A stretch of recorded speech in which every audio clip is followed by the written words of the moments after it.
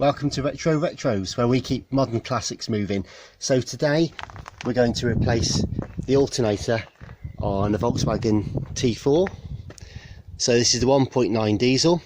We've been having some problems with this one where it's basically not holding the charge, or at least the alternator is charging the battery. Everything's working fine in that respect, but it was drawing down about 3 amps an hour, and we couldn't find it. We've gone through every fuse, and nothing was problematic there in terms of the regular circuits.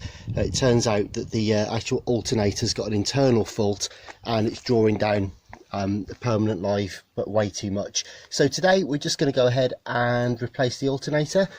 So there's various issues. Once they start to fail, I'll just go underneath and show you, but once they start to fail, they can throw other issues with regard to the information that they send back to the vehicle, and this one's sort of beyond repair really for us. They can be rebuilt, but that's beyond certainly beyond my technical ability.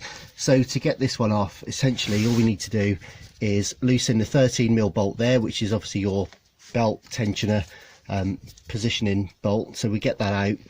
We'll also do the same again for the bolt at the top there. Slip the pulley, the bolt off there, the belt. We don't need to replace it. This one's actually in good condition. It wasn't replaced that long ago, to be fair. But yeah, so then we've got a couple of connectors that we just have to unplug. I can't get to them from here quite, but there's a couple of electrical connectors on the back which we need to disconnect. But once we've got them off, basically we're good to go. So let's crack on. So I'm hoping you can see the other side of the alternator here, just to show you the red and the blue connectors that came out of the multi-plug parts on the back of the alternator. Also there's the 14mm connection just there, that nut which holds the output feed onto the actual alternator itself. Incidentally, I have of course disconnected the battery already, so that is number one. Plus of course, if you've got your protective cover on underneath the engine, that needs to be removed first ideally. This one's already off, so we're good to go. I just wanted to show you this real quick. I can't do it really one-handed, to be fair, but the idea is this spring is quite fearsome, so if I had two hands I'd be able to show you better. But so basically put the water pump pliers on there and squeeze, and as you squeeze it together you'll actually overcome that spring there, which will allow you enough slack to actually slip the belt off the front there of the pulley. Normally it's on there of course, so as I say, I've only got one hand to be able to do this, but essentially what you do is you squeeze these bits together, and that gives you enough slack to get the belt off. Hope that helps. And then once you've done that, here's the spring. So it's quite a fearsome beastie, but that'll then slide free. And if you haven't already, then go ahead and remove the top bolt up there, and the whole unit will drop away, so be careful because it is quite heavy.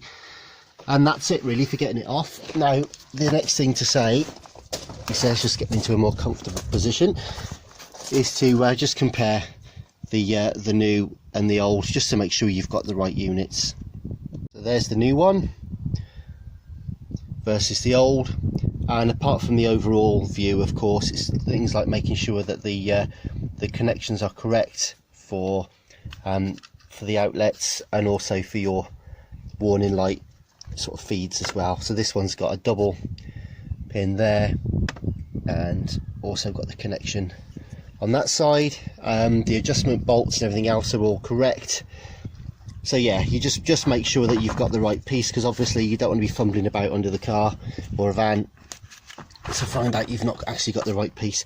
Now actually you try and do this as best as you can before you even start on the job, but it's always nice just to confirm before you go and put it back together.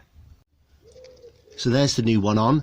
So once you've actually compressed the spring and here enough to get the belt over, just make sure that it's still the belt's still going up all through the pulleys correctly, and that it's not out of alignment or slipped off anywhere else. And then basically, this being a sort of an automatic tensioner spring anyway, if you just sort of close it against the spring, let it go a couple of times to settle it, then lock down the adjuster, and then you can finally lock down the other 13mm bolt at the top, just up under there, and then that's it in place. So let's just have a quick look at the other side. So here's the other side. Not very good lighting, I'm afraid, but just to say, don't forget to put the 2 multi-plugs back in. And also with regard to the main cable there, we've cleaned the contacts, just a bit of sandpaper and some WD-40, just polished it all up for best connection, and that's that. So next thing to do now is just reconnect the battery and just check for any sort of squeaks to see if it needs tweaking or tightening in any way. So finally, we'll just do a quick drawdown test on this now.